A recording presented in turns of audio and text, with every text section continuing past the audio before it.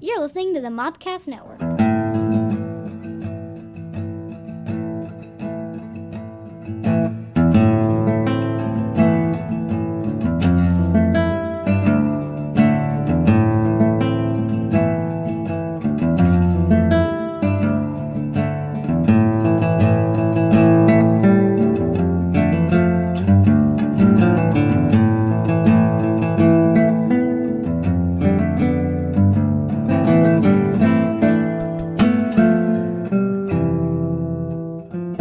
Monday. It's just another Mando Monday. Ooh. We chat about last Friday. Ooh. 'Cause it's the best day. Ooh. Watched at the crack of dawn day. Ooh. To watch another Mando for Monday. Woo. That was the best one yet. I'm your Native American pop culture spirit guide, Scotty, and I'm joined by our Jedi Master, JD. and the man who puts mans into MandoMondays. I'm the fresh maker. That's our co-host. That's me. Hello. Oh, We're back in studio all together. we're back in studio all together. There's that. Hi. We have so much to talk about. I would just want to we will get to the episode, I promise. But there's a couple things I want to talk about, and I want to hear. Again, there's a ton of stuff to talk about. I really want to focus on the spinoffs. So let's talk about what's not the spinoffs first, and just your first thoughts on it. Okay. So Disney had their investors meeting this week, and just vomited all the greatest content for the 2020 sucks, but from 21 to 23 it's going to be great. So here's what we got. Just like normal So life. and just shout out to Caleb, who is like the Joe. What's Joe Rogan's guy's name? He's the equivalent, Right. He was sending me stuff. He was Yeah. like constantly doing it live because he was on the call. So good for him. Yeah, good for him. The thing is, Caleb's going to be our new producer. He's coming in January, so we're like, hey, Awesome. Caleb. He also listens to the show, so he's probably excited we called him out. Woohoo. So let's start. First up is Cassian Andor is getting the series. We knew about it, and we've actually now seen some things from it. Andor, which happens prior to Rogue One. Cassian Andor, of course, was the dude in Rogue One who was like... Been in it since he was 6. Yeah. Yeah, he's a Fulcrum. So it's a story about a Fulcrum, which, will be interesting. I wonder if we'll see other Fulcrums, like Ahsoka. That's true. Because she's a Fulcrum, so Right. that spoiler alert. So that might happen, or of course being a terracell like they are, and yes, guys, the rebels are terracell. They may be trying to keep themselves separated so they don't know who's who. I'd be interested to see if they can incorporate pulleys and block and tackles and other simple tools like Simple that. machines. Yeah. I would actually really love it if the show were the Americans in space. I'd love it if it was like less action, more intrigue. Sure. I doubt we're gonna get that because I think that scares KK. The Andor identity. Yeah. Boom. I think Yeah, we'll that's see. what we're after. KK seems a little nervous when it comes to they needs to have more pops. Yep. So, next is Bad Batch, which we also knew was coming. We saw footage of that. Bad Batch is an anime series. Is the Clone Wars spinoff that they got a backdoor pilot at the end of in the first part of season 7 earlier this year. It looks like it's in after Order 66 to me, which is interesting. So if you've got clones still working after Order 66 and turning into stormtroopers or whatever they're doing, that's going to be fun to watch. I don't. but I don't think the Bad Batch is going to be. No, I don't they're think going so to end either. up being some kind of weird. They're Star Wars. So we're going to have Star Wars Americans. We're going to have Star Wars A-Team. That's exactly what it is. And then, I'll get excited when you get to it. Oh yeah, I'm saving yours for last. Okay. Because I want you to be excited. We're getting another animated series called Droid Stories. It's 3PO and R2 and some other droid that they're going to have journeys on. It's for kids. Dio. It's Dio. It's got to be Dio. I like Dio. I have no problem with Dio. No, thank you. I like Dio. Yeah. I like J.J. Abrams' voice in my movies. Next is a Star Wars animated anime series called Visions. It's going to be done just different stories by different anime companies in Japan. And that could be fantastic because some of the other anime pieces we've seen have been like the Star Wars anime was fantastic. Oh, the stuff from Titmouse did? Yeah. Yeah, for stuff's- Star Wars Galaxies. Yeah. Or Galaxy Adventures. That's what it was. All I saw when I saw that was Animatrix, which I liked Animatrix. Right. When that came out. Animatrix was clever though because it tied back in really well to the movie. It tied more into the game too. Game, it tied the game Yep. and the movies and everything else. Yep, it was very clever. So yeah, Animatrix was cool. So it was hopefully it was better than the sequels. I'm not going to disagree. Circle gets a square. I like in the Animatrix. I love the origin story of the Matrix, Yep. where it's just humans being terrible. And this is Yeah. what they get because the machines are like, we just want to work with everybody and we'll make this work. And they're like, no, robots don't have souls. And then we become batteries. And that's it, guys. When the robot overlords come, you just accept it. I mean, it's going to be okay. You know, I was discussing with friends earlier this week, and that's going to happen if we keep abusing Alexa. Right. It's just data mining. Have you ever like been mad at your Alexa? Like, damn it, Alexa, shut up! And she's like, I'm so sorry. No, Right? And no, ever. Mm. Oh, she gets her feelings hurt. Oh, God, boom, no. Skynet. Yep. I mean, Facts. Fun thing about me when I had Apple, when I used Siri, I always thanked her when I was done. You might make it. We've watched way too many. You might make it. Just in case, just in case. Next up is Lando. Very So is that a cool. series? Yes, it's a series. It's a limited series, Limited. much like the next one we're going to talk about. It's limited, so it's about eight or 9 episodes. It's by the guy who did Dear White People and did Bad Hair for Hulu. And no word who Lando is going to be. So we haven't Please heard. let it be Donald Glover. I'm cool with it at this point. I think the reason why they didn't announce it was the same reason why they didn't announce Oscar Isaac's Moon Knight for the Marvel stuff is because I think they're still in the contract negotiations. But he's going to be Moon Knight. Yeah. I'm pretty sure Donald Glover's going to be, unless he's still chasing the EGOT. Could be. Because you're looking at it, he's already got the Emmy, doesn't need it, so he's chasing a Tony or an Oscar. That may come in the way. And an Oscar's easier because the Tonys, everything's closed. Yep. But if he can work both in, who knows? Yeah. I want Donald Glover. Actually, I want them both. In my head, I think this should be this is a short limited series. It should be old man Lando reminiscing about. It's like your dream. Right, because it's both Landos. And I think there's precedence because in Solo, Lando does the little, like he's narrating his autobiography. Yep. And that's all it is. It's just he tells these stories and then we get to see the reenactment with Donald Glover. That'd be cool. This time I got space chlamydia from the Twi'lek. Do you remember that girl that was my daughter that wasn't, that turned out to be? I'd watch the hell out of it. Next, the other thing that we knew that was coming was Obi-Wan. Yep. Obi-Wan Kenobi. I think that's the full title of it. It is a 4-episode limited series by Deborah Chow, starring Ewan McGregor. And the big news coming out of that was Hayden Christensen's coming back as Vader. And I'm not upset about that. I'm I'm not either. I'm just disappointed. 4 episodes. I hope they're an hour. I think it's going to be like 4 hours. It's like an extended movie. They're going to break up into 4 parts. Yeah. I'd be okay with that. I'm okay with that too. Yeah.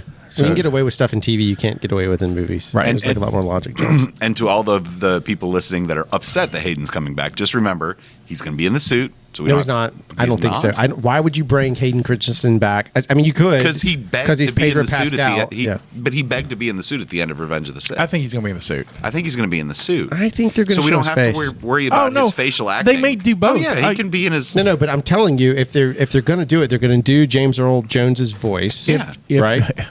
I hate to say that. I know, I understand. Yeah, but they've got He's a somebody else. 90-year-old man. Yeah, they got somebody else that sounds like him. The guy who played he's in Resistance. Yep. He's the one who does Vader when James Earl Jones doesn't do it. Yep. And so I think it's good. And it's And good. they're gonna- It's a good Vader. So why announce Hayden Christensen? Because we know he's not going to be in the suit. That's.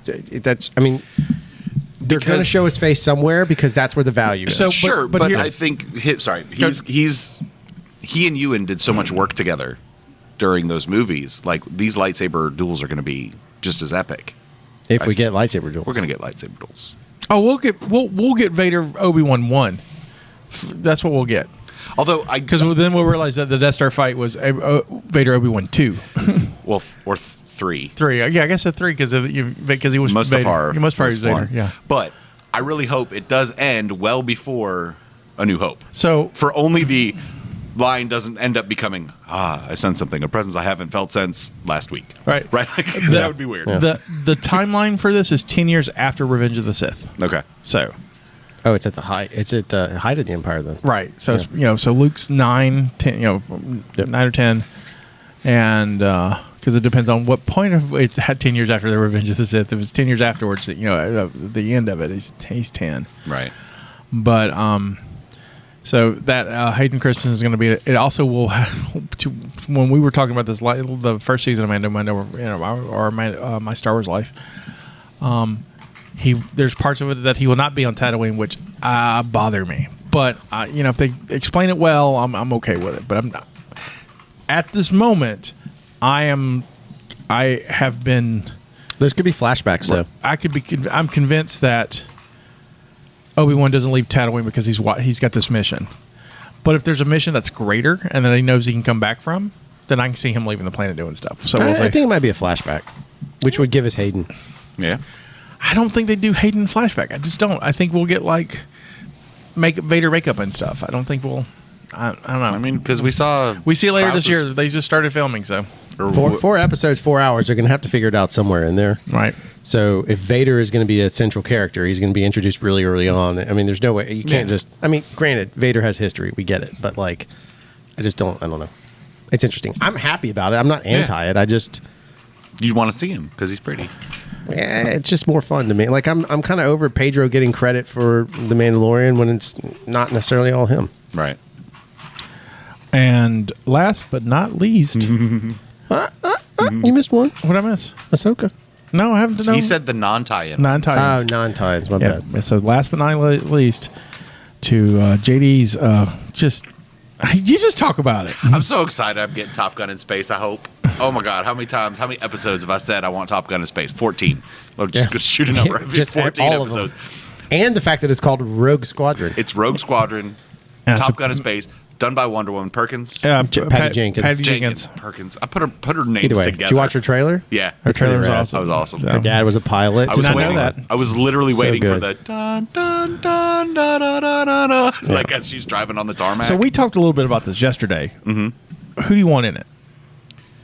Well, character-wise, right? I mean, so Wedge. Hale? I don't know if we're gonna get. I don't think Lawson you're going to get Wedge. unless he's handing it off to somebody. But timeline that doesn't work. No, those were classic. Those were not T-80. What is the originals called? T-60s. T-60s. Thank you. Oh, they'll recast. They'll recast Wedge. I mean, but we gotta. I want Wedge, Tycho, and Horn. Those are the three, and Jansen, and Hobby. So here's those what you're are going the to those get. are the How many those of are the those? rogue squadrons How many of those that are alive at the end of the How many of those can give birth to a child? Huh? How many of them are women? You'll get. Yeah. They're going to introduce new characters. Absolutely. Yeah. Rogue Squadron's 12 ships. That was 5. That's fine. We I'm have just 7 saying, more. We got to have Poe's mom. Poe's mom can be in there. I'm all for it. Disney had a chance to do this right one time before in the movie that I can't stand, and they killed her right away. Huh? In Last Jedi, they had a fantastic female A-Wing pilot. Oh, Jess Pava. No, it wasn't Pava. Somebody else. In Last I thought her Jedi. name was like Tycho. It sounded like Tycho too. It was something similar. Not Rose Tycho. Maybe it was Jess. It's Rose's sister. you Rose's think? sister, but she No, was no, in no, the. no, no. She was She's an in the A-Wing bomber. pilot, and it's Poe's like it's Dameron. It's Poe Dameron's like best friend. Like when he goes running into the hangar, she just blows up. She flies one yeah. single Yeah. crap mission. Is she the one that's in the Force Awakens? That's in the X-wing and part of Black Squadron? Because that's Jess Pava is her name. Oh yeah, well then her. She was at Pentagon the couple of years It's just a ago. bummer. They had a chance and they ruined it. They didn't do anything with her. No, but canonically, his mom was a Green 3, right? Yeah, she's Green 3. At Endor. So Yeah. No, it'd be great. We can get her in Rogue Squadron. We can get. I'm just pulling from Legends. No, I get it. You know, I love. and if they, I love Horn. If there's I want anywhere for them to introduce Horn, your 5 named are fantastic. You know who I'd like to see? There's 2 people I want to see. Not as both of them would not be Rogue Squadron characters, but they would be in it. I would think. I would expect this to be a Age of the Empire story, right? So with the Rebellion versus the Empire. So I would like to see General Syndulla somewhere, That'd be pretty sweet. Okay. and then okay. I'm just kidding. I'm just picking on you. I would love to see a live action Hera. I'm kind of hoping we'll talk about it in the other show, but I kind of think she may.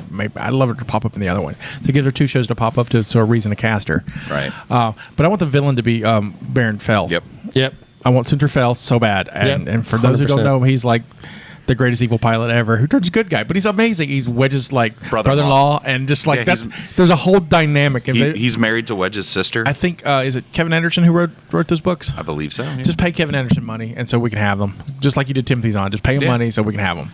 That'll get us Horn and, I mean, not Jansen and Hobby because they came from name dropping. Nice shot, Jansen. That's what Wedge's gunner, right? Yeah. Yeah. And Hobby is Rogue 4 and Hoth. Yep. Hobby Clivan. And Cliven. I've got his autograph, I think. Anyway. Yeah. Yeah, it's awesome. I'm very stoked. Oh, Hobby's also claim to fame is in the Hoth when Leia's giving the evacuation plan. He's the one who says fighters against a Star Destroyer, and she's like, the ion cannon will come in. He's that guy. Yeah. So did I say Tycho? Yeah. Okay. And Tycho is the A-wing. For those of you that don't know, he's the A-wing that goes in with Lando to the center of the second Star Destroyer to help. Mm-hmm. He's the one who and makes it out. Yeah, because he diverts the other ones away, the other ties away from him. Tycho Selchu. He is the XO of Rogue Squadron in the because he's chased. But they're being chased by Fells, the blood guys. The one that got the blood stripes. I can't think of what that group is. But I cannot wait. I want this. That's what I want. Yep. Mm-hmm. So, anyway, so to the two tie-ins, do you want to do which one do you want to do first? Let's do Commandos. All right, so we'll do new. So I sent you guys my thoughts on this, and I'm down. I liked it so much I put it in the Rish report. So New Republic Rangers, it's a show that's going to be showrun by Favreau and Filoni. And so there's not much info on this. It is a tie-in to the story of the Mandalorian, but that's I've read some things I'm going to talk about here, but I haven't heard 100% concrete. If it has a theme song similar to a show called The Galaxy Rangers, do you remember that cartoon? Right. That would just make me the happiest man alive. You know, he mentioned it earlier, but this right here, this is your Star Wars A-Team. Yeah. This is what's the one? Guns of Navarone is also the same vibe. if it was a movie, I would, or the Dirty Dozen too. Expendables. They are. So go ahead and I like your cat. I can't come up with anything better. So Yeah. So what I would think like to see. My theory I sent to the guys was I believe we're going to get Cara Dune. I always thought it was Dunn, but she says Dune. Yeah, she says that. So Cara Dune will be the leader, but then you'll have Boba Fett, you'll have Finnick, and you'll have Space-Massachusetts. The catch is I think they need one more, so they'll introduce somebody else into the mix. I don't know who it'll be yet. But droid. They'll get a droid. Well, I think it's kind of something they've been missing from the. They have. Well, then two more because I feel like it's still it's a diverse cast, but not quite there yet. I think it just needs a little more like mix up of. I just want to see the universe is expanded beyond Lando and it needs a full on alien too. Like there's no. Yeah, they're all human. You know, I really would love just because it's me. Throw a sand person on that. Yeah, that would just be awesome. Oh yeah, what did we say last week? Bring Boba's wife. Right. Anyway, so that was my theory. And so the thing that I think shoots it in the foot, but I'm like, we can ride around that, is Fett's like, I don't give my allegiance to anyone. But for a greater good, man. He's different though. I think he's changed now, and so I think that would be right. So I think I'm like, yep. I would watch that show. Oh, yep. So good. For the love of a woman that knows how to keep sand out of everywhere, he may just. It's very true. It's true. So here's. I think I'll save this for the other after we talk about the other one. Of course, the next one is Ahsoka. Mm-hmm. Yep. Also, show run by which we knew. We all knew. That whole episode is a backdoor pilot. but what I thought was weird is because like I sent you all that article, and there was that article where she had signed on for like a 3-movie deal, right? And now it's a series. So it's a limited series, right? No, it's ongoing. Oh, is it ongoing? Yeah. It's ongoing. They just leaked what they. So. Yeah. So I think here's what the plan is. So we're getting Rosario Dawson. There's not much info we know except outside the episode. I am convinced that it's this Rebel sequel. That's Yeah. what's gonna. She's looking for Thrawn. We will get an Ezra and a Sabine. Whoever else we get, maybe a Hera. just a little bit. Yep. She doesn't have to be in every episode. Just You know like, what? I've been satisfied. I hope you get satisfied. right. Here's what someone threw out that I thought was fascinating. I think this was actually on the Kevin Smith podcast. So these three series are in the same universe at the same timeline. Now they can do larger, overarching They art. said it. They actually said Did it. Yeah, in the release. So Oh, that's good. this is supposed to. All three of these series are Right. supposed to meet. The story arc is supposed to meet into one. I don't know if it's a finale, like end of production series ending thing, but they're supposed to like all Have link their own together. end game. Yeah, and they all tie in. Yeah, basically they're pulling a Marvel. So Finally. So could Thrawn be their Thanos? Yeah. So I think Thrawn is going to end up being the big bad behind everything, which means in our theory universe, right? That means Thrawn is attached to I still believe to Moff Gideon, because that would tie in nicely. So you have a sub boss and then you have the big boss, right, doing his own thing. Obviously, Ahsoka, I don't know where it takes place in time still. I'm still confused. I think it could be before she comes back for Sabine, but God bless, I don't want that. I really want it to be that I get Sabine and No, you would get. So you'd get. I think this is how this happens. I think episodes, the Jedi episode happens, right? Yep. She goes to get Sabine. Her series starts. Oh, got it. Okay. That's how I see the coda. Okay. I just you said that Thrawn But is how Thanos, does she and know now who Thrawn is, though? That's my only thing about it. Who, Ahsoka? Yeah. Oh, Ahsoka's interaction with Thrawn was very limited. right, but you at all. can't. You can't believe that Ahsoka showing up was the first time her and Sabine had seen each other since Yeah. season 2. And there's Yeah, radios. maybe Not the way she said in storytelling, and I could be wrong, but at least in the process of writing, when you create a character arc, that you have this beautifully crafted fight scene that is very samurai and very deliberate for her to obviously could have killed the lady in seconds, not Ming-Na, could have killed her in seconds, and gets there and just wants to know, tell me where Thrawn is. I just feel like she's got that. She's invested in Thrawn for a much higher Oh, purpose. I think so too. I think Which we may not know yet. See, I think Sabine figures out that her mission is to go get Ezra after the Battle of Endor, and it dawns on her that's what he's saying. Come get me. Yeah. And so I think she contacts everybody. And so Ahsoka's back, and so Ahsoka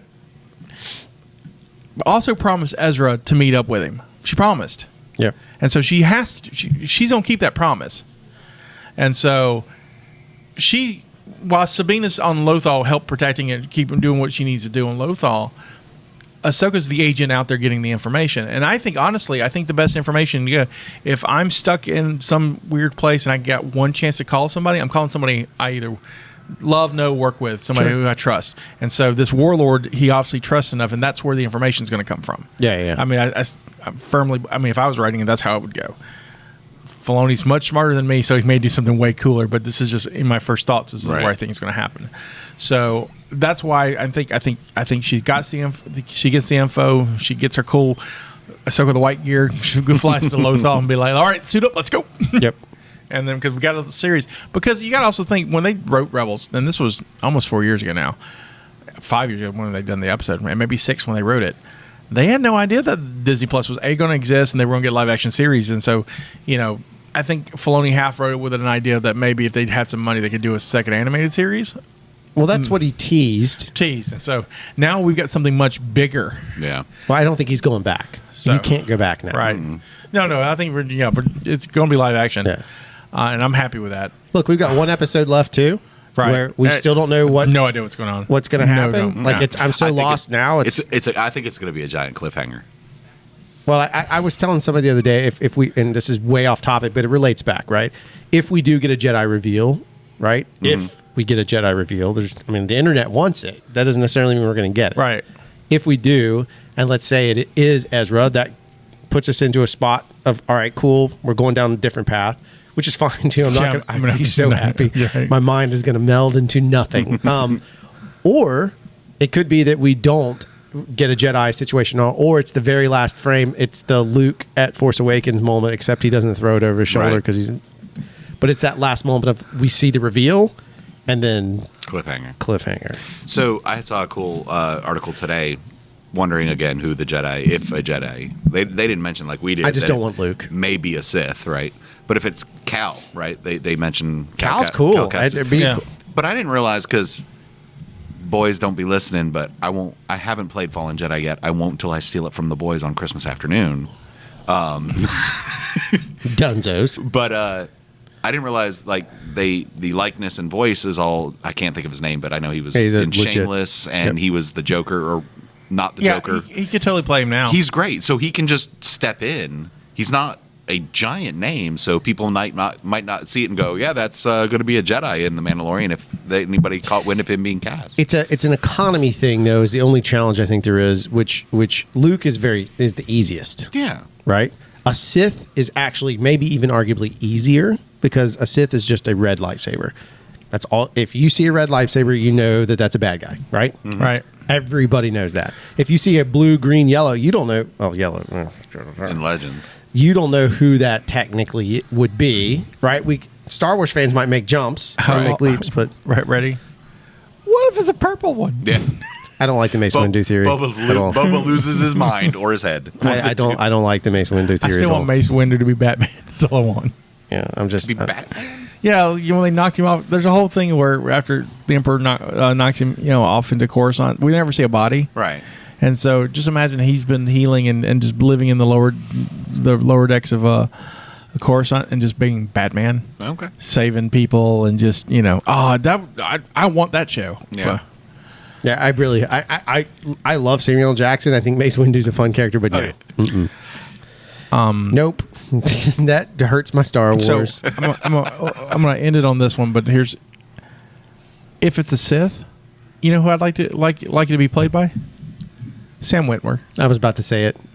Sam needs his chance. Sam needs his live action. Actually, Sam fucking deserves it. Right. He's a great Darth Maul. He's Star Killer. I'm just like, I think it's time to bring Sam into live action. And even if maybe this is where they make Star Killer canon. Yeah. Ish, or may not call him Star Killer, but a similar origin. I'm okay with that too. Some form of Vader's apprentice. Because everyone's talking about who it could be. It's 4 or 5 of them. It's also Filoni who will be like, and here's left field, right? Because it'll be like somebody we never. Plo Koon, he made it. What? Plo Koon is his favorite. I know him. He through Horst. He's a VFX artist. Is he? He's a VFX on-set VFX soup that happened to be tall enough to fit the outfit. That is how he got the role. We can get him on the show. What?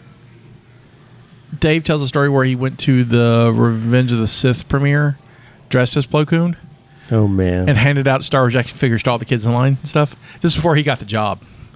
And so he was telling that at his job at the interview, and then they're like, "We're not going to hire this guy. This guy's too geeky." But they end up hiring him anyway. But good call. Great call. Again, he's a Star Wars fan. Wins a lot of cha-chinging as he prints money for Disney. Right. Who's failing? Are we ready for the show? Yep. I'm as confused as to what we've been doing. The actual show. Yeah, I'm kidding. Let's talk about Spaceachusetts. It was kind of that knife is put up, right? I think so. Okay, yes, good. the Then I won't get Kniefe. shanked. I wouldn't shank you. Okay. In public. I mean, they couldn't He's see Oscar it. Wilde. A true friend will stab you in the front. I'll just. Damn, Scotty, how could you? They'll never know. So, Mandalorian. There is another Skywalker. Mandalorian Chapter 15, The Believer, written and directed by Rick Famuyiwa. Stars Pedro Pascal, Tamara Morrison, Gina Carano, Ming-Na Wen, Giancarlo Esposito, and I threw in Richard Blake. He's Valen Hess. He's the... fantastic. And then, of course, we've got Bill Burr as Miggs, who is just fantastic in this episode. I apologize for this mission report. Oh, boy. It's Cartha Chopfields Live, featuring a security droid, musical guest by Cy Snoodles and the Max Rebo Band, and your host, Bill Burr.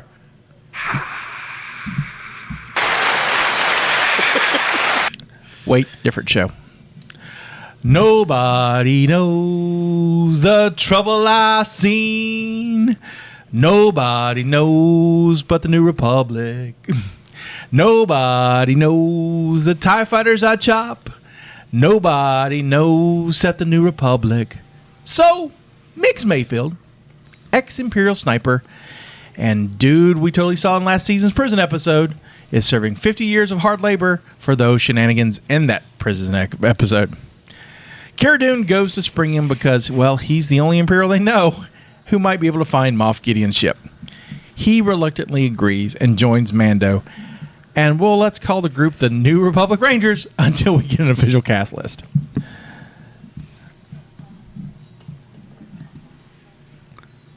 So we find the ship. So to find the ship they need to go to Morak, a planet where the Empire is secretly refining rhydonium. You know that coaxium stuff from Solo? It's similar, highly volatile starship fuel. These things are run by former ISB agents, and security is tight. So Fett's out, Fendrick's out, Kara's out. Looks like Migs and Mando, except Mando's got to do something about the armor. So after confiscating a transport and taking the pilot's armor, in which we will what we will call a Kanan Jarrus special. Kids, seriously, if you've not seen Rebels, you should stop the podcast and start listening to that, to watching that. They drive their way to the refinery. Mix talks some deep things to the Mando about removing his helmet if it's that he can't do that, or he can't let his face be seen, because that's the first one he's totally violated that. Then pirates. Apparently alien pirates want to blow up the rhydonium. Mix pilots tries to keep the thing steady. Mando goes to fight. And fight he does. Scores and scores of aliens. He's a little slower. He gets a little more banged up without his Beskar to protect him. We've been saying this the entire podcast. Plastoid armor is useless. Comes to find out, it's not totally useless. It's more helpful on a main character. Well, it's because it's reinforced by the plot under armor. Right. Look, cutting to the chase, the good guys win, and they safely get to the transport to the refinery among cheering stormtroopers and Imperials. The two head to the officers' mess to find the terminal to locate Gideon's ship. Mix goes in, but looks like he knows one of the officers, so he can't. So the jig is up. Why can't Mando go do it? Because for some reason the Imperial ATM machine needs to scan a face, and we all know Mando's not going to do that. Wait a minute, where's he going? Mando goes to the terminal. It scans his helmet, freaks out, and then at the last second, then I saw his face. Dun dun dun dun. Now I'm a believer. Dun dun dun dun. Go find Gideon's trace. Dun dun dun dun. No doubt in my mind. Dun dun dun dun. Baby Yoda. I'm a believer. I couldn't leave him if I tried. Oh, very well done. Excuse me. Din Djarin removes his helmet, finds out what he needs, but is confronted by an Imperial officer who starts grilling him. Mix comes to the rescue, and after trying to escape to fill out some TPS reports, yeah, I'm going to need you to come in on a Saturday. It's canon, baby. It's so canon. Yeah, if you could. Things get tense, but all is good when the officer realizes that these are the two guys that brought in the ship of Rhydonium today, and so he offers them a drink. They sit and drink and offer a toast to Operation Cinder. Kids, play Battlefront 2 for more information about Operation Cinder. Apparently, it was a tough day for the Empire. Many people died, including many people in Miggs' outfit. Things grow tense, and finally Miggs shoots and kills the officer. There's a shootout, and the two escape through the window. While trying to get to the rooftop and to Slave One, Fennec and Cara Dune pick off stormtroopers, trying to follow them, and the two jump safely aboard. As Fett flies Slave One out to safety, Miggs takes a pop shot with Fett's cycler rifle, hits a transport full of Rhydonium, and the refinery goes kablooey. That's 2 Imperial installations this season for anyone keeping score. Afterwards, the New Republic Rangers land, and, well, instead of taking Miggs to jail, they do the whole, well, it's a shame that he died in the explosion thing, and they let him go away. Meanwhile, on Gideon's transport, he gets a call from the Mando doing his best Liam Neeson. I don't know who you are. I don't know what you want. If you're looking for ransom, I can tell you I don't have any money. But what I do have are a very particular set of skills. Skills I've acquired over a very long career. Skill that makes me a nightmare for people like you. If you let my baby Yoda go, that will be the end of it. I will not look for you. I will not pursue you. But if you don't, I will look for you. I will find you, and I will kill you. The end. Hooray! I apologize for that. Why? I was proud. It's good. It was. I worked in the title. You did? And so I was like, Oh, you did. yep, I'm the a believer. believer. I'm a believer. Nice. The believer, yeah. So we had an interesting discussion on this Yeah, particular I went back episode. to look at everything we Yeah. talked about, like at 7:00 Yeah, Friday morning. So this is the first time I've seen Mando at 2 a.m. for any episode. I know this is the norm for you. Yeah, for those counting, this would be my third. So the norm is 2 a.m. Scotty, Right. 5 a.m. Druzy, and then 6 a.m. JD. Yeah. And fam. Yeah, And wife. 6:30 6:30, whatever. Yeah. Ish. before 7 because she goes to work at 7. Yeah. So immediately discussion broke out because I watched it on my phone, half asleep, and I was not a big fan on my first watch of it, and I think I said as much to you guys. I think the quote is, it was boring. No, it was Meh. meh. Episode 7. Episode 17, the Episode filler. 7. The filler. That's exactly what it was. Yep. And it was definitely. I still feel like it's filler, but it's not as bad now as I thought it was. I after I watched it, I said it is the most fillery episode that ever filled a fill. Yeah. But I still loved the hell out of it. Like it had Yeah. so much going for it, and not just necessarily story arc wise, although it did have some of that. Had It very was the little to little me. beats for me. When Tamura Morrison steps out of Slave One and stands there in his freshly painted armor, but he stands just like, what was it, Jeremy Bullock? That was originally Yeah. in the Boba Fett. He stands just like he stood on the Executioner. He just stands there, or Executor or whatever. Like he had all the mannerisms of the original Boba Fett. Yeah, Which but see, thought I was had an awesome. issue with the armor. That's the first time their props looked bad to me. because he freshened it It up. looked really cheap to me. It looked. Sarah caught a glimpse of it too, and she was like, "Ooh, that doesn't like to us." And again, that's on the second view on 4K HDR type stuff. It just didn't hold up. Like it looked weird, and not that it was painted. I liked that it was painted. It just didn't. Something was not. I don't think it's finished. I don't know. There's just no. I think it's in the design and the shape, the way that the props team did the work on it. It just didn't work for me. I don't know. He still had the dent in his helmet, so I was okay. The dent was badass. Like all those little details are great. Yeah, but I wasn't even worried about the armor. It was literally love the mannerism the was way fantastic. he walked out. I literally sent F many bullet points, A through F, after this. The line, yeah, my face may trigger. So, it was a great line. Yeah, it was good. It's like, oh yeah, because everybody else in here looks like me. Not them, but you know what I mean. Right. At some point. Dude, when he dropped the seismic bomb, and That was great. and the sound left the TV. So good. So good. At least to see it work And do something was delightful. I slapped- Did I something think- into it blew up a bunch of asteroids. I think Grayson was sitting next to me, and I started slapping him when it fell out, like when he dropped it before it sucked all the noise, and I was like, dude. He's like, what? And I was like, just boom. Yeah. And I was like, oh, it's so good. I didn't realize that wasn't a scar or a freckle on Cara Dune's face. Really, you never thought it? Noticed it was a rebel? It never was close enough for me to realize it was the rebel symbol. Yeah. So that was cool. Yeah, we talked about the plasteel armor or the whatever, and he's trying to block like it's his best scar. And I'm like, yeah, it's gonna hurt. He's gonna wake up with bruise. Like, what is that? Why is my skin discolored? And and then you mentioned his name in the opening of it. The officer, ISB agent, was just great. Mm-hmm. Almost. What's that singer's name? That's super weird and creepy. That could be Anybody. all of them. No, like there's one that's Tom Waits. Tom Waits. Oh, got it. He had a very Tom Waits. I'd say Nick Cave. Feel. Same vibe. Nick Ca- Cage? Nick Cave. I don't know who that Very is. similar. And the bad seeds. Yeah. But anyway, So I had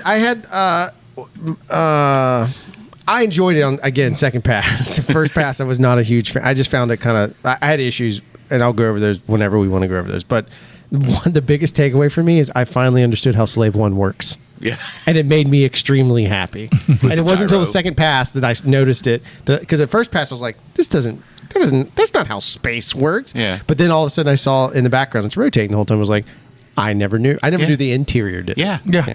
The toy did it a little Yeah, bit, didn't it? the toy did it. So. Yes, I never had it. So for me, that was like, seeing that made me happy. Yeah. Yeah, there's a lever on the toy where that's above one of the fins where you can lower the bed and you put Fed in it and then you lower it when it picks up so he's in the right position. When Yeah, I it's remember flying. that. I remember that portion, but to see it actually, Yeah, it was a very neat. I was happy. I think it was from last episode. I had a question. We asked this episode 1. Where does he keep getting reload ammunition for the rocket on his jetpack? well, they showed a bunch of. Now, in fairness, it must be fairly common because Cal had or whatever his name is. What's the guy's name? The Timothy Oliphant. Cobb Band. Cobb. He had a whole bunch of them. He showed a bunch of rockets. Did he? Yeah. I don't remember seeing those. I just remember seeing the explosives. Yeah, they had a plethora. Okay. So they must be relatively common. Okay, because you never see it reload. It's just always there. Yeah. Gets shot, then it's not there. Well, It's like the toy. kids swallow it. You know how it happens. How come? Just questions. Mm-hmm. I understand. I have an answer to my own question, but I had a first reaction, which was, if what is the Mandalorian's profession? You would say. Bounty hunter. What did bounty hunters do? Hunt bounties. Right. So they kind of find people. Mm-hmm. Right. So he can find a blue dude at the beginning of season 1, chapter 1, in the middle of a bar, but he can't find Moff Gideon. Rebuttal. Yes. Quick rebuttal. Yeah. I will allow it. We don't see his legwork until it becomes important. Right now, it is important that we see the legwork he does before he collects his bounty. But in the episodes, he is literally give it a puck. Right, But we don't And have then he any just- kind of we don't have any kind. Well, he doesn't have a key code, a gene code, or whatever. Chain code. For Gideon. I understand. Which So will you're saying give a him chain direction. code just points him in a direction sensor on this planet? It's a compass. No. It's a genetic compass. No, it is, and that's one of the things I didn't like about the season 1 Mandalorian, because it was like, beep beep beep beep. There's baby. Because in my favorite episode, that's what happens at the end. The other bounty hunter comes up and because he has a chain code and he's found the child. Yeah. And so I'm like, oh, this is kind of lame. Yeah, it's bit something of a- that pointed. That's why I'm just giving reasons why my first pass I didn't enjoy it. But see, it's because that funny- triggers in my brain. But it's funny because I don't understand why you didn't like that, because it's legwork. It really is. It's him doing investigation. I don't take it that way because I feel like he can go. His job as a bounty hunter, he should be able to find a giant spaceship in space. If he can find a single person on a planet, With a he can- compass. I don't know. Yeah, fine. Even then, And I I still bet think he also has to do legwork for when he finds the small guys too. I mean, like, where's the last time Yeah, he it saw just- so it didn't work for me. I just don't think it's bigger- ever been important That's to a see it weird before. one. My answer to it, though, was actually to solve it for myself on second viewing. I didn't pick up on and thinking through it. It's not a matter of finding the ship; it's how quickly he can find the ship. So that's why I think he has to get Mayfield, because Mayfield's pointless without. I mean, you don't really.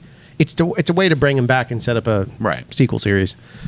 But also, space is infinite, so it could be anywhere. Chain codes, But he doesn't have one. right? I'm just saying. If But what if he? Oh, why doesn't he still have Baby Yodas? Why doesn't he still have Grogu's chain code? Because that would be awesome. We'd be like, 'Cause "Boop, look at my keychain. Know where my son is. Let go. Of course, if he had it, it was probably on the Razor Crest.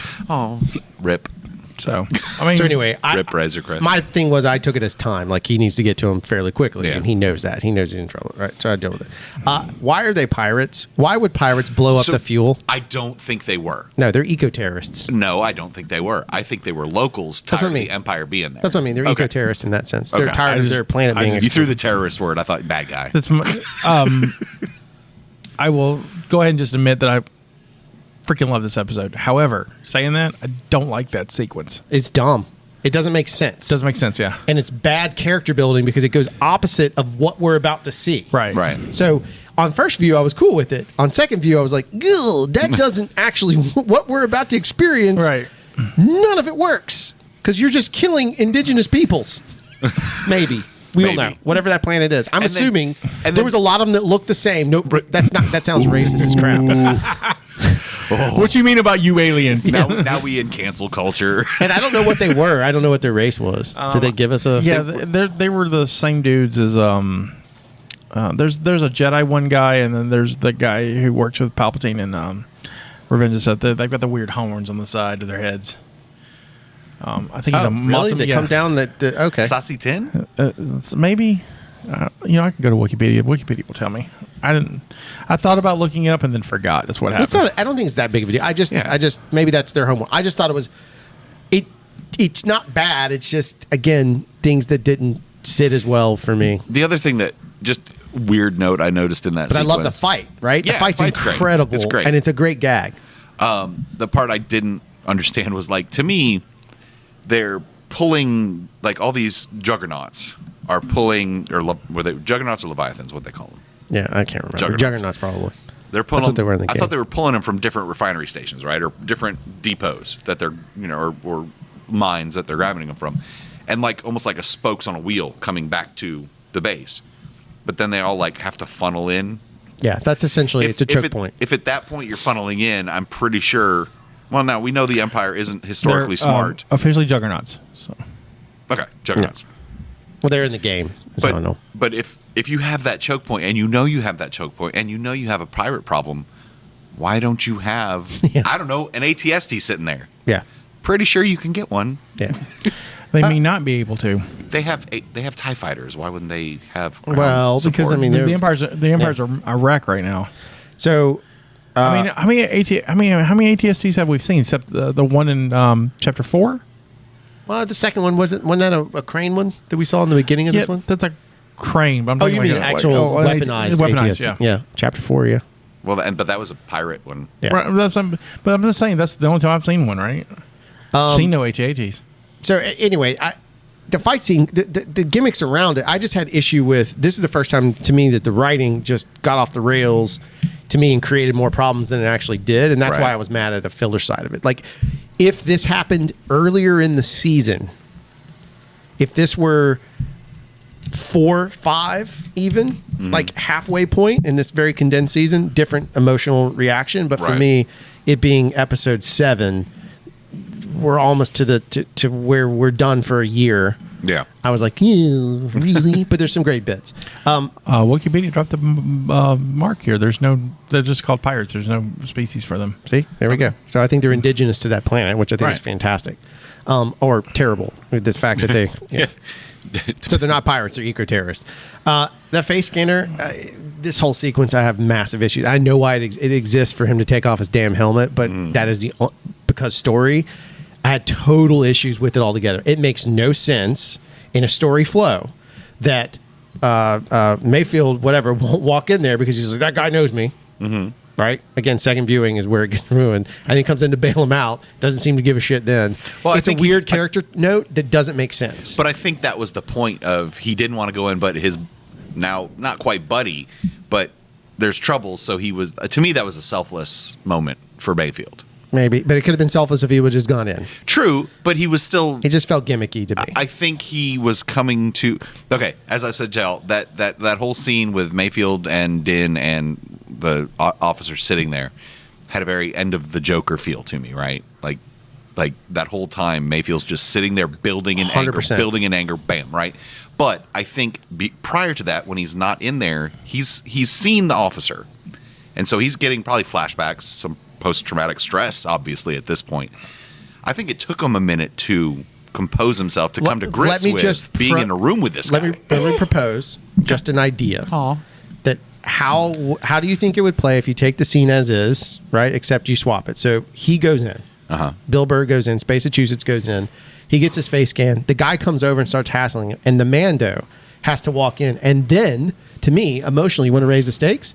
That commander says, take off your helmet, or whatever. He tells him to pull off his helmet. So now Mando is left with... So now they're both in a spot where they both made better decisions. They both took risks. And both characters had to make that just little note would have been different. But so for me, it was like, oh... Well, that's kind of silly. Again, it's a nitpick. Yeah. But that's what I get to do on the show. And I really like that interpretation. I think that would have been amazing. but I do like that sitting at the table. I don't think they would have gotten to the table. It would have led to the table. Do you think it would have led to the table? 100%. Everything stays the same. Okay. All I'm asking is you swap those 2 bits. Okay. Because that table, like, all of a sudden my, respect, and not respect, because I like Bill Burr, but like his acting chops went up a bit for me. Oh, big time. Like last season, it was Bill Burr in space. No, Mayfield showed up, right? Like I was like, 100%. Holy crap, Bill can act. Well, here's the difference: is because they gave him material to work with. True. There was no material for him to work with. I'm a wicked cool space sniper. And now he's got history. He's got story. He's a character. He's got tragedy. He got a character. He got tragedy. And the last bit was the face scanner. Okay, so I want to. So I have your rebuttal for that. Just real quick. Sorry. Go ahead. Here's why it's got to happen. Stormtroopers aren't allowed to take off their helmets. We found that out in the First Order. They're never allowed to take off their helmets. There's no reason a trooper should be at that thing. So they went, got to show your face to use it. I don't know. It was just sort of. No, it's not bad. I don't mind it. I just don't understand what. I'm just playing Sith's advocate. Is it supposed to scan a? So they have a face scanner that literally just needs to scan a face. Yeah. But now, not a biometric thing. No. Just a. We don't know this face, but it's a face. But here's my. No. But now it's in the system. I don't know this for a fact, but knowing the Empire, it has to be a human face. Yeah. Oh, okay. So a Twi'lek or Wookiee are not going to activate that face scanner. But it's now, still just a right. But now it's his face is in the system. That's what I thought. So that's that's not my issue. It could pay out, but it may not. We're gonna have a twirly Gideon going. No, but it may not be because they blew it up. They blew it up. But the HoloNet's not like the internet, and canonically, okay. And it's not like they're still very data disk driven. Yeah. So that could be a closed system. Yeah. Cool. And so they haven't uploaded yet. Yeah, they haven't uploaded they're like the Chevron with the satellite dish on it, and they got to send the TPS or the end of Rogue One, where they've got to facts. Same technology, right? So it's like, anyway, I just thought that was again Bill Burr doing a different thing. Yeah. I get it. I get what I mean. That it just was very, to me, it was very overt. Like story mechanics that I'm like, yeah, I see it. I see the story. I see the story. I see the story. Instead of just experiencing it. That's what my down. So here's my counter to that. I will concede that the face thing on the ATM machine is silly. But I have to contend that because I don't know how Star Wars technology works. Sure. I don't know ISB security at all. I'm just so if that's how it works, they have established now if they go later on and break that rule, then I'm going to be upset. But this is the rule they've created, right? Sure. So this is a rule they've created, so I'm going to let that happen. Bill Burr goes in and sees the officer and comes out and says, look, we have to abort this mission. He'll know me. He'll know me. Because we have to abort because he knows that Mando's not going to go up in there and show his face, right? Mm-hmm. Mando does the unthinkable. He goes up. I think Mando's first attempt is to maybe Bill's crazy. We can do this without showing his face. We have this amazing moment where he's not forced by man, but he's forced by love to do this. Yeah. That's what I like about it. I don't need the Imperial officer to tell him to, because he's not going to take he will not take the helmet off because he's ordered. He won't. I don't think he would. But he's at this moment where he's confronted, well, technically no one's going to see this except the ATM machine. And my love for Grogu is so strong. It's stronger now than my life's creed. I agree. Well, so let me finish. So he does this, which I think is an amazing moment because I didn't think this was going to happen. I thought he would computer hack his way, slice into it and figure it out. But no, he does the unthinkable and comes to that is going to have repercussions coming up later. And I know people say, well, no one saw it and Bill Burr swear. But when next time he sees the armor and the armor asks, you've shown your face, he's going to be truthful because that's what he's going to be. This is going to be ripples. So it has to be done this way. Second of all, Mix comes back in to rescue because he that's when he finds the courage to do it. I'm with you. I just think it's dumb. I don't think it's dumb at all. I don't think it's dumb at all. It may be tropey, but I don't think it's dumb. It's not tropey. To me, it's failed. It's not exploring a scene. As an actor, you go through this, you explore a scene. As a writer, I felt like it's a first draft. This is what I've said about Jon Favreau. We said it last week. Right. All these episodes, they're not bad. He's very talented. But he didn't write this one. Who did? The director. Oh, Tak. Okay. Rick Fumiyama. Fumiyama. Whatever it is. I almost said Tak Fujimoto, different guy. I just feel like it feels like a first draft idea that's not fully developed. But I don't see that either because I think Miggs is not expecting to have this conversation with the officer. I think Miggs is like, "Hey, Commander, we got this thing to do, and we'll go." And then that's all said and done. And then he's fish hooked in. So taking the writing out of this and looking at it as a viewer, accepting what they're showing me, I buy it. I don't buy. I don't. There's nothing to me that seems like it's out of character. And so, if it was out of character, then I would question the writing. But I buy this whole moment. No, I'm not. I'm just saying it's opinion wise. I don't buy it. Okay, not in a bad way. No. It didn't take me out. Right. I just mean it didn't do anything. There was no excitement. My needle didn't move. Because I think they're saving the excitement for the... No, not that kind. I mean, like, I get excited in story elements. When I have a character moment, I beg for character on the show. I give a flying shit about action. Right. At this point, I'm done with action. I just want character moments. Or tension. Right. And they pulled the tension out for me. It was tension less for me. Or a reduction of tension in that sequence, as opposed to suddenly Mando. I wanted to feel the tension of Mando taking the helmet off, and I just didn't interpret it that way. Right. So that's just me. So that's a sticking point, right? I don't want to. We don't move on. Well, what I was going to say when you were talking about his decision to take off the helmet, that begs the question: what is more important to the Children of the Watch? Never seeing their face being seen, like that's important, or foundlings? Because foundlings are vastly important to the Children of the Watch. So I mentioned this a little bit in the mission report from last week's, and we didn't really talk about it much, but. What I found interesting about the open of last week is when Amanda's playing force ball with Grogu, and he's telling, okay, so when we get to the planet, we're going to do this thing, and you're going to find a Jedi, and you're going to have to go with him, and you got to do this, and don't you want to learn more force stuff and stuff? I don't think he's trying to convince Grogu. He's convincing himself. 100%. Yeah. He's dad. And he's become so attached to this child, which I find fascinating. Because and it's weird because it's when we meet him, we only get him alone for an episode. Honestly, the first episode we get him alone, and there's not a lot you can do with that in that episode. But I don't get a chance. I don't see him longing for anything, right? Right. Because whatever he may be missing is with this creed this religion that he's following, right? Mm-hmm. And the child is not a part of this religion, and has no, actually, honestly, has no place in it outside of trying to be a foundling. Maybe, honestly, it's on the opposite side because it's a being of another religion, and it's a conflict, right? So, I think as he's the more time he spends with him, the more he grows attached, because I think that's just human nature. He's human. I'm trying to know where I'm going with this. When he meets Bo-Katan, that has had more ripples than I expected, and I think now he's like he's not comfortable showing the face. That's the reason why he makes his decision, but.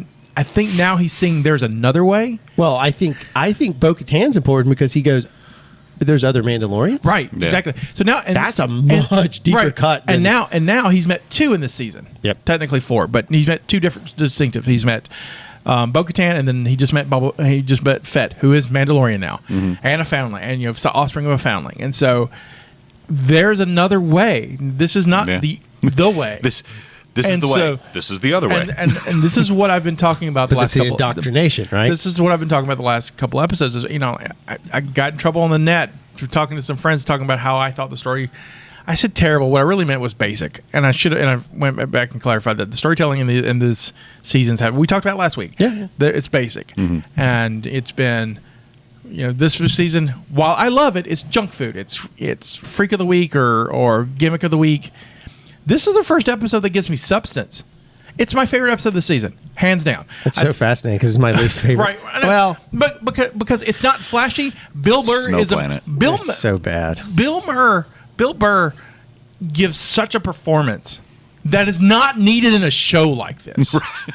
you don't need to do that kind of deep stuff with a side character, and they do it. They give him so much to work with. But you brought it up last week, and it turned out well this week, right? Right. Because we got a really outstanding performance. But it is a little problematic if you look at the season overall, with the exception of episode 2.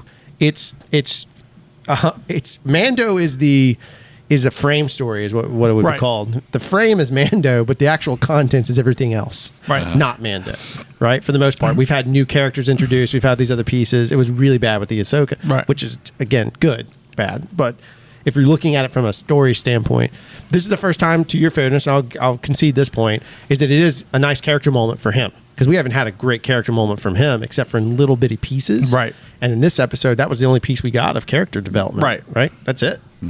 Was just that little sliver. Meanwhile, you know more about Bill Burr's character than you do about Mando. Yeah. In 26 minutes. Right. Exactly. Right? And that's a problem.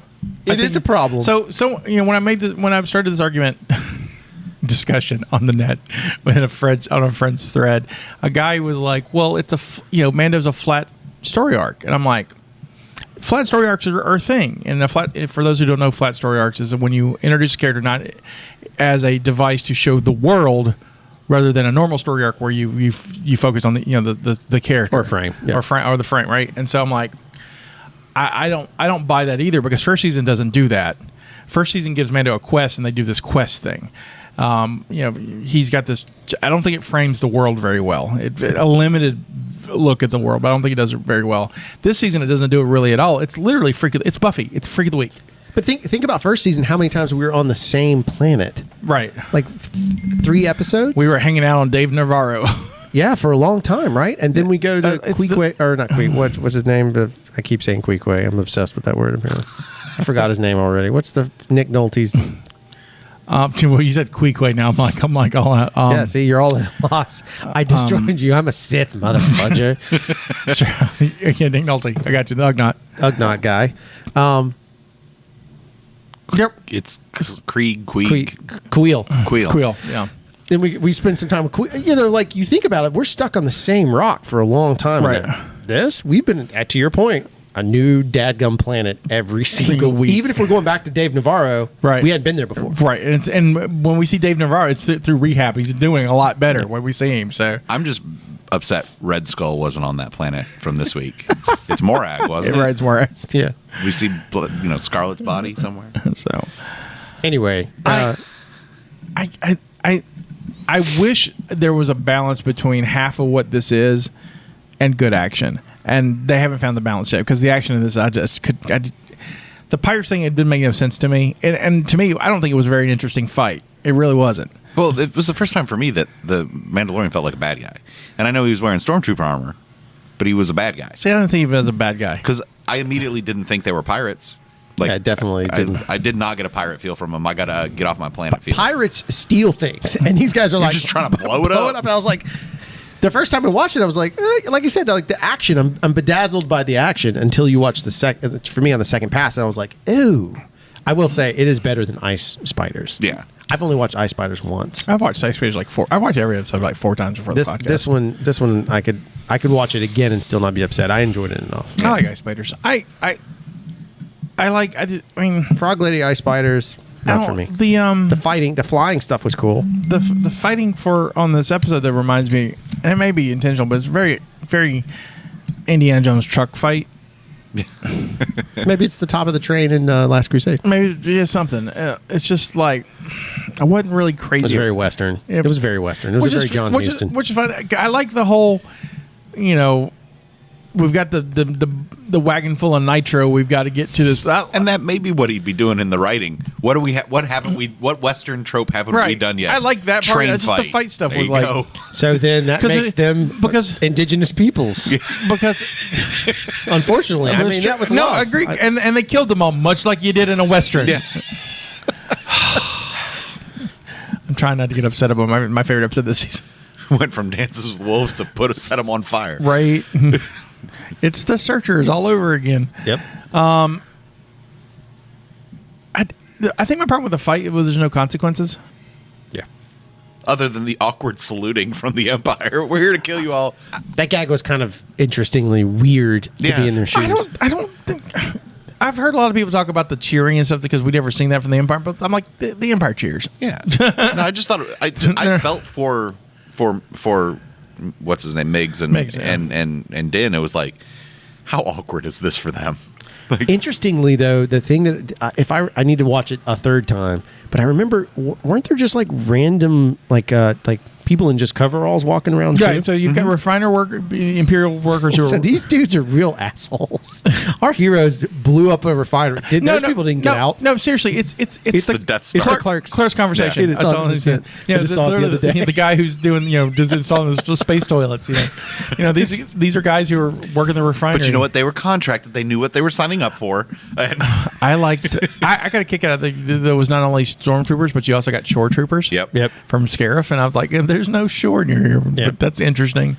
You get what you get, right? Well, I guess because there was water up top, right? It was a dam or something, wasn't it? And I guess the transport armor that they have is close to the DPT guys that from Rebels. Yep. But darker. I think Yep. it's like a close between them and Solo's mud trooper armor. Yep. And I also love that the I guess the teardrop black helmets must just be a lot of Air Force-y type stuff, like for them. Right. Oh, we also saw Imperial gunners. Yeah, that's what I mean. Yeah, the gunners. Yeah, the gunner. bedpans. The bedpan helmet. Yeah, the bedpan. Outside of like a super laser, we actually see them like. We see them a little bit in the Jedi when they're using the turbo lasers, but it's really cool to see a gunner. But they're on like the Navy, right? Yeah, I said Air Force. I meant Navy. Yeah. And the rest of it. Look, it's fine. It's a fine episode. I just again my biggest complaint about it is I wish that story arc, your note to your credit, keep it as is. Have this happen slightly earlier so the weight is long. I'm carrying more weight of it. That would have been. It would have made the episode that much more interesting for me. I think that's the problem with doing 8 episodes. I think they're cramming too much in 8 episodes. 2 more. Give them a 10 episode season. I don't know why they're really like we're just going to do 8. I don't get it. Well, it's because somehow the number comes out. Right. It's $100 million production. Right. An episode? No, $100 million for a season. So what is that? What does that come out to? 25? Yeah, something like that. So they couldn't do 20 for 10? 12 and a half? 10 for 10? But it's expensive. It is expensive, but like some of this has to be cheaper because they've already built the volume. Part of that production is building the volume. No, I don't think that was. You don't think so? No, because that's why they built the volume. I came across something else that kind of. Okay. Yeah, that number. We'll talk about it offline, I guess. Well, I don't have confirmed, but I mean, we'll talk about it offline. Yeah, that stuff's scary. Before we've touched on it a little bit before we end this show, I really want to talk about that drink scene between the 3 of them. Yeah.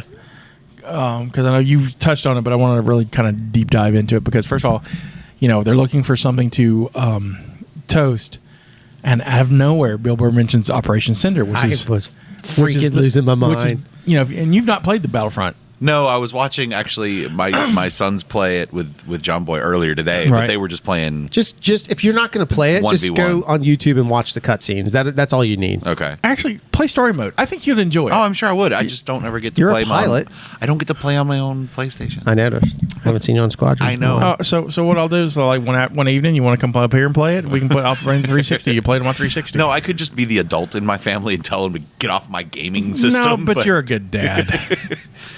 It's worth it. The story's now it in this current universe, it's way more. Cinder has a lot more to it than anything else. I just enjoyed earlier watching BB-8 beat up on the Emperor. It cracked me up. He was running around. The Emperor was trying to electrocute Grace, and Grace was like, I can do it too. It was great. BB-8 and Battlefront 2 is the dumbest thing they've got. Oh, what about BB-9E too? Yeah, BB-8. I mean, it was so funny. When I saw that black droid, I was like, oh, we'll call him BB-8 because that's great. And they're like, where's BB-9? No, y'all missed an opportunity. Just BB-8. H8 is the greatest name for that thing. Yeah. They pick the weirdest characters to put in the hero mode. Uh-huh. It's just dumb stuff too. And I'll be honest, Yeah, if you don't have a lightsaber, honestly, just you're not gonna win. You're not gonna win. I watched Clone Wars era Obi-Wan just eat through all of the dark siders. I was like, oh my god. Oh, Maul is vicious. Yeah, he's a day one guy. Yeah, so he's like, you get him. He's got the double lightsaber, and he's just cruel. Kylo Ren's not bad either. Kylo Ren will like pick you up and freeze you, and then. Well, I'm really good with Vader. I like Vader will do the pick up and freeze too, but then you can throw your saber at them. Well, I watched Yoda pick up Maul. Like Maul was charging him. Yoda was like, "No, we're going to push you off a cliff." Yeah, well, I was like, "Oh, well, okay." Yoda's got that, and Rey's stupid because Rey's got like holy shields or whatever. I don't know what it is. She did this weird thrust where she was holding the lightsaber like at a weird guard, but then just slid forward like she was on a skateboard and just skewered somebody. I was like, "That's weird." Yeah, it's not my jam. Anyway. But for fun, I like playing Han and Lando from time to time. But you get eat up real quick. Lightsabers will eat you up, just eat you up. But anyway, back. I want to talk about this dinner scene. This having a drink scene. I mean, just Operation Cinder, and you're like, for those who played and kind of know what it is, and then he gives them this detail about just some tough decisions had to be made. And he's like, yeah, my whole platoon. My god. Yeah, it's hard to talk about because I don't want to spoil anything for JD. But go ahead. At this point, they basically annihilate the planets. They don't give a shit who's on them. They just blow them up. So the fact is, he's Bill Burr's, I guess, somehow survived. Right. I mean, it's nasty what they do. I mean, it's like the Emperor is a whiny bitch. Right. Upon death, he's like, kill everything because I'm dead. Yeah. Right. It's like Order 67. It really is. Order 66. No. And so Order 69 is very sexy. It's nice. Ooh, that's how Rey was made. That's how Rey was made. Weird. Activate Operation 69. Obviously, you don't know what that is. Commander Cody. If you think that's how babies are made, you're not doing it right. Commander Cody, initiate operations. I mean, in space, 69. It's different. There's no Order gravity. 69. just swim over to that spot there. Yeah. he force willed him.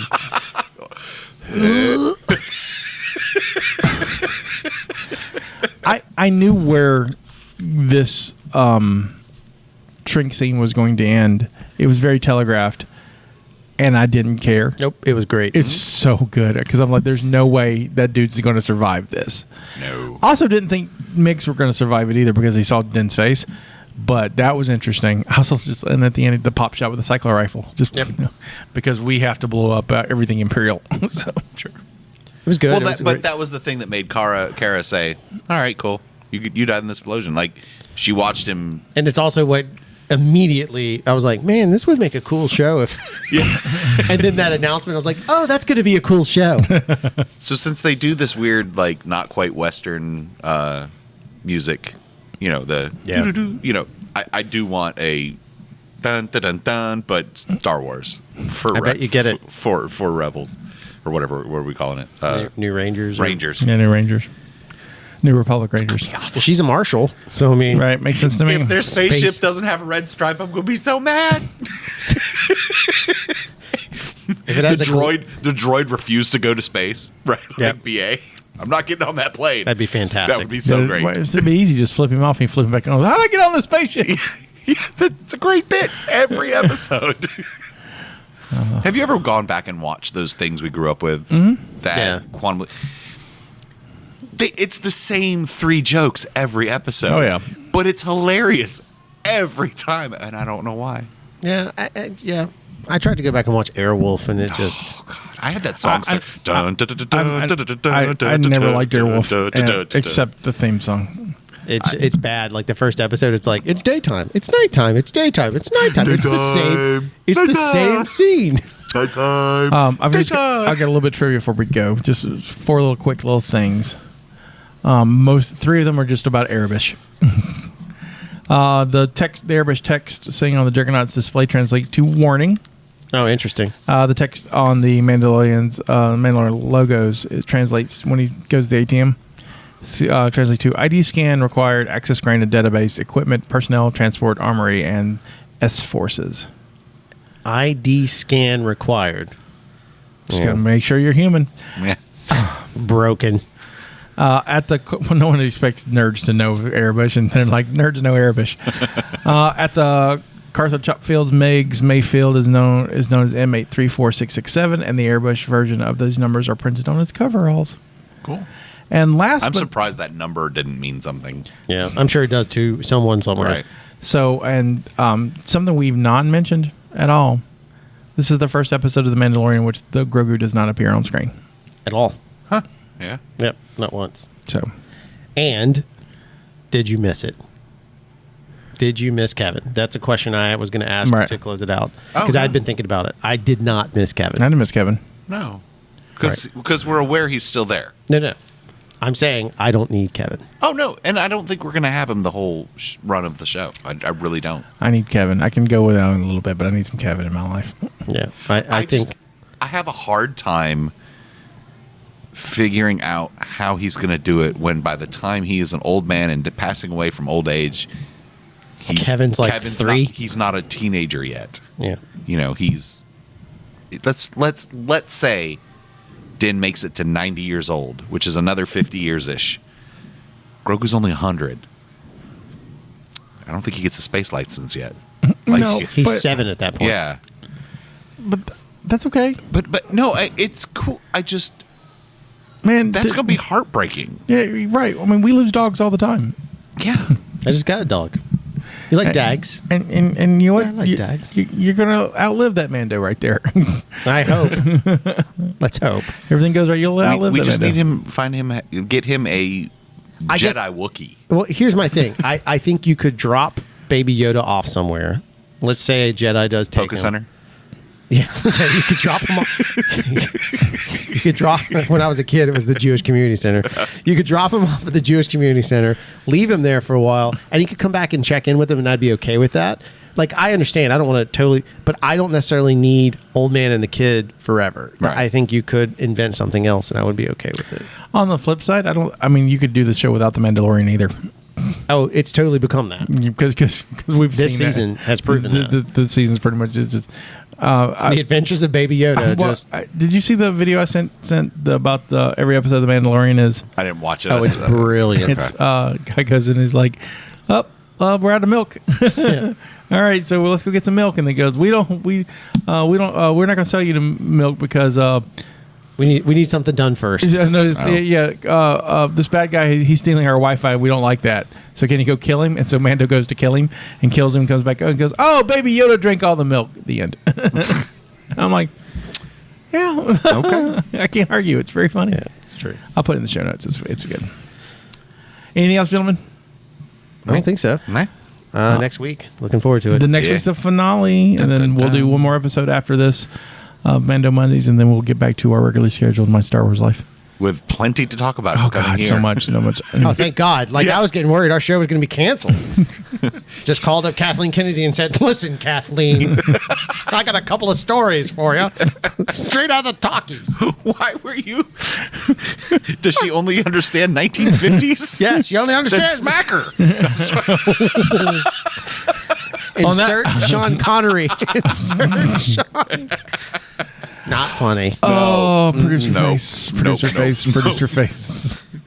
Cancel culture. Canceled. My Star Wars life canceled. We have 6 listeners. It's okay. I don't think they're going to care. Well, no, we have 5 now because Caleb is Caleb's part of the problem. He doesn't qualify.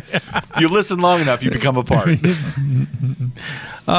This is Scotty saying this is our contribution to the multiverse. Go out to make yours, and may the force be with you. I knew you were going to say that. This is the way. I just don't. I can't. Drew spoke. I have He spoken. had done There spoken. you go. Coelia. I'm gonna, for Christmas, I'm gonna make you like a plaque with that saying. It's just on the back. It says exactly, and be like, yes, I have spoken.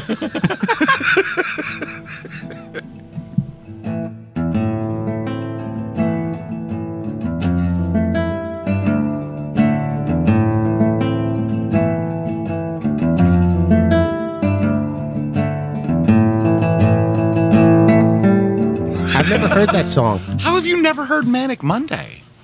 I mean, I probably have. I just don't. All right. Scotty, you got the woo-woos? Oh, woo. I'll just woo. All right, ready? Can I Ric Flair woo? Please, yes. Okay. Ready?